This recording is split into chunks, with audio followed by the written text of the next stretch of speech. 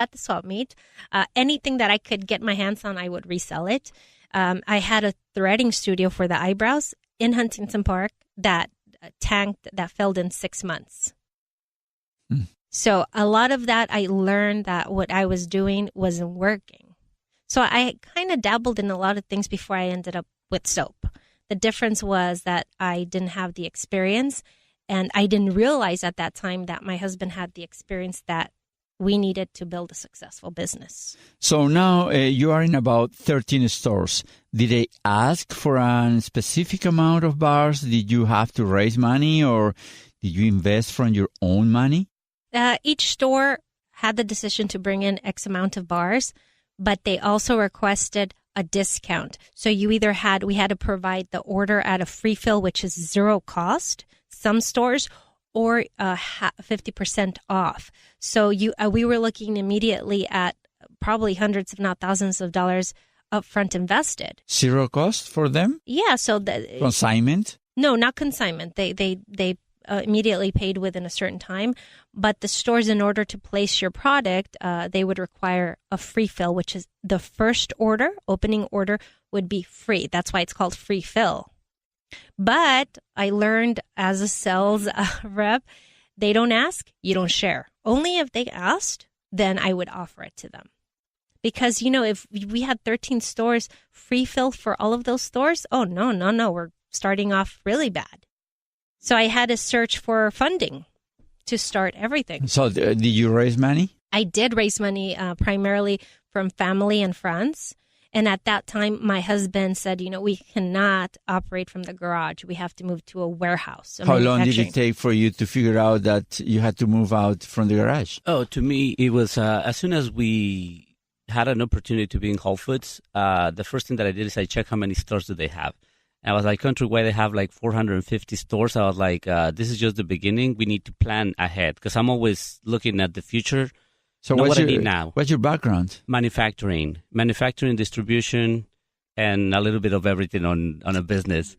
So to me, it was very important not just to focus on what we need now, but what I need a year from now. Because every time you spend money and next month what you just purchased is no longer needed, or you need to update to something bigger, then you're just wasting money. So always you have to think ahead, not 100 years from now, but at least a year or two. And try to do the best on creating a forecast on how fast are you going to expand, what is going to be the volume that you're going to need, and things like that. So right away I was, we need to operate from a warehouse. That was like, we need to treat this as a serious business, no matter how small it is. The sooner that you start operating as a serious business, the better, because then you have a strong foundation and you can build on top of that. So who was financing all that? Because warehouse and all that. Most of that was coming like she did. She secured a couple of $10,000-$20,000, and after that, everything came out of pocket, out of our savings, my Christmas bonus, things like that. We were reinvesting that on the business because we both. I saw the potential. I've been on manufacturing for many, many years, and I was like, when you have a company like that already approved you.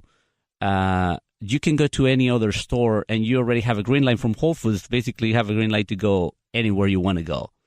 That's a very good presentation card when you can go to a different supermarket. So it is difficult to work as a family, husband and wife. So she is the one that it seems has the drive, the enthusiasm, she's relentless, resilience in whatever she does. And you are the brain or controlist kind of a guy. So do you have a lot of arguments and fights and no, yes, this is the way? How did you control her? How you We do have different points of views, of course. As you can tell when you're having this conversation, I'm more like focusing on numbers and on thinking and on securing, and she's more like I have no fear. Let me jump. Yes. Hey, where's the parachute? I don't know, but let's jump. And it's a great combination because I can be stuck on the same thing, just thinking, and she's pushing me to jump.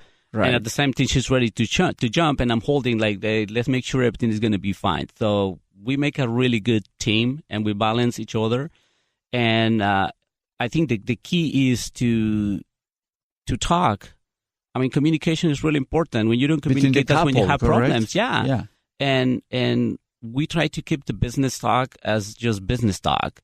We try. I mean, it's impossible to keep it completely separate than personal relationship. We live together because you should tell her my love or sweetheart or whatever. But hey, no, sorry, I'm talking business. Yes. So you have to kind of. So we need to have that balance, and especially when we're in the warehouse, we're like, hey, when we're in the warehouse, we're working. Let's focus on this so that we can finish. The faster we finish, the faster we can go home, and then we have family time, and everything goes back to normal. That's why he's a CEO. Respect, I would say respect and communication. Make sure that everybody has very, very clear your responsibilities. There are no gray areas, because that's when you have issues. But if everything is very clear, hey, these are my responsibilities, these are yours, communicate every day, meetings at least once a week, make sure everything is clear, then you're going to have less argument. This conversation is so important, and I wanted to dig into the relation, not because I'm kind of in a gossip mood, but because over 80% of the Latino entrepreneurs or small business, are family operated. So husband and wife, and sometimes they get divorced. They are in a lot of trouble. So that's why I wanted to dig into that area of the conversation. Now, going back to soaps, how do you make one? I mean, what is it? It's water and what? Well, water is one of the ingredients, but then comes the formulation. You can have a recipe to make, I don't know, piña colada, for example, but everybody has their own little twist. And that's what we do with soap. I learned how to make soap. And then where? In San Diego, Carrie Mixon, that's her name.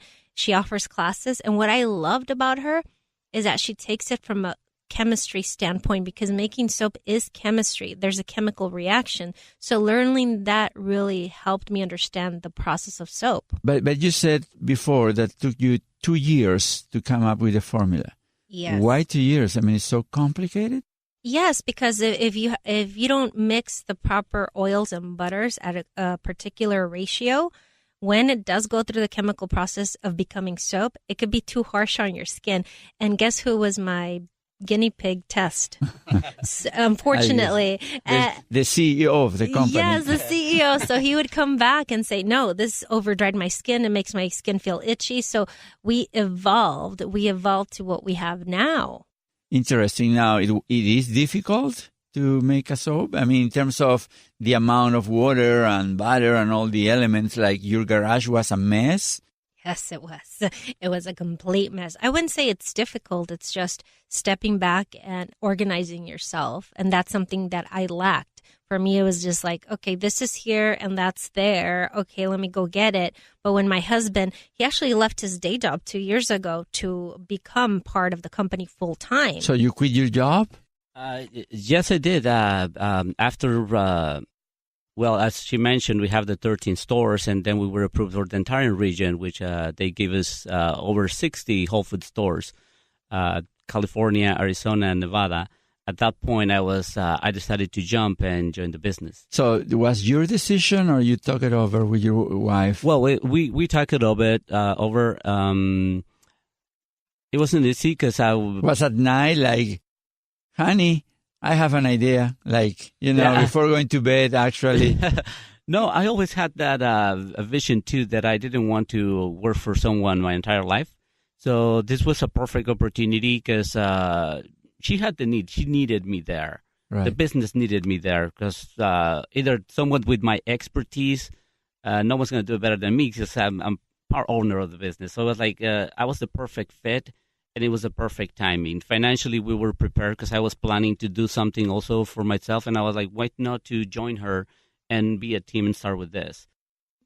So as soon as we were approved for more stores, I calculated, like, based on our numbers, how much money is going to be, how much income it's going to generate. And I was like, if we cover our daily expenses, our cost of living and all that, I think we can do it. And that's when I decided to jump in. Were you scared?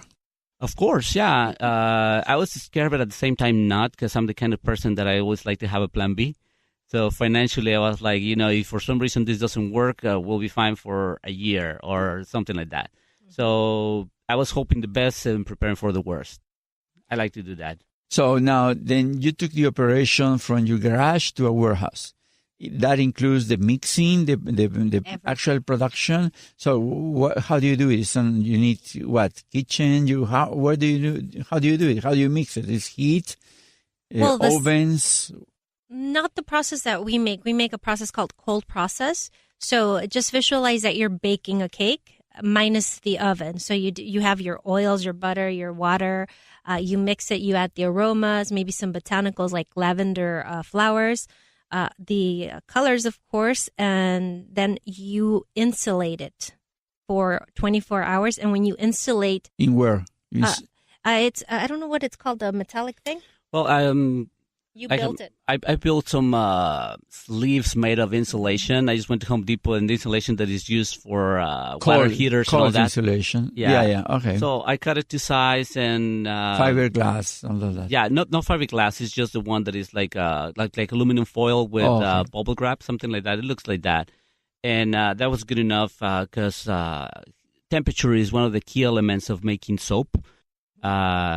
She teach me how to make soap, and I was able to create a system and consistency, because that was really important to have consistency on our products. Okay, so you guys are growing now, but growth brings problems or issues that you have to solve, which are good problems to have. Now you are distributing in about, 50? You said 50 or 60 stores? Close to 60, over 60. Close to 60. So you have a distribution issue now. How do you do?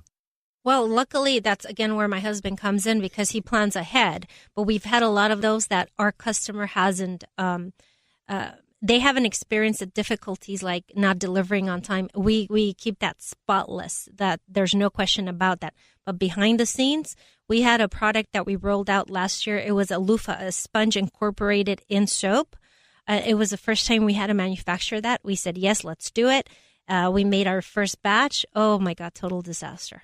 But we still came through on time when we committed to. We moved, we overnighted material. We did what we could, jump through hoops, but we got it done. So you ship it out?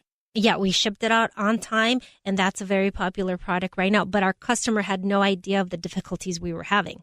Of course. Now, that brings me something that I always ask. Tell me about a big mistake or failure that was actually a great lesson for you in the process of growing. It might be one. Oh, yes. I remember this one very well. We have a very personal friend of ours. He had his company at that time, and he said, Marcela, I would love to sell your soap with our label, private label. I got excited. I was like, oh, my God, we're going to sell, 1,000 soaps with him, private label. I jumped without thinking, and I offered him a price. To me, it was realistic. When he looked at the numbers, he says that, you know what, we're if at all breaking even on this. I got mad. I go, this is a $10,000 check. I don't see this as a failure. Like, hello? He's like, let's do the math. Okay, well, we were maybe $10,000 or more in the hole because of that project. So we had to go back to my friend, renegotiate, which he didn't like, of course. And I feel that was one of the biggest mistakes, rookie mistakes that anyone can make is leading with your emotions and not thinking through it, sitting down and looking at the numbers and being realistic. That was a very painful lesson. Absolutely. Do you have a clear goal in mind? Do you have a picture of where you want to be in 10 years from now? I think we've really asked ourselves this question in the past year, and I feel that both of us share a common interest, which is, yes, to grow the company, but it's also not to be slave to the company. So you're planning an exit to sell it? Yes, not an exit, not detached completely, but it's going to get to the point we need to delegate, get a good manager, run the business. We're still going to be on top, but I don't want to be there 8 hours a day. That's the main goal. And the future, I can see the company growing, but at the same time, we don't want to lose the identity of who the company is and what we do. It's high quality products. We're gonna grow, but we're gonna grow within our limits. Because a lot of companies, they just focusing on growing, and if they grow too fast and you're not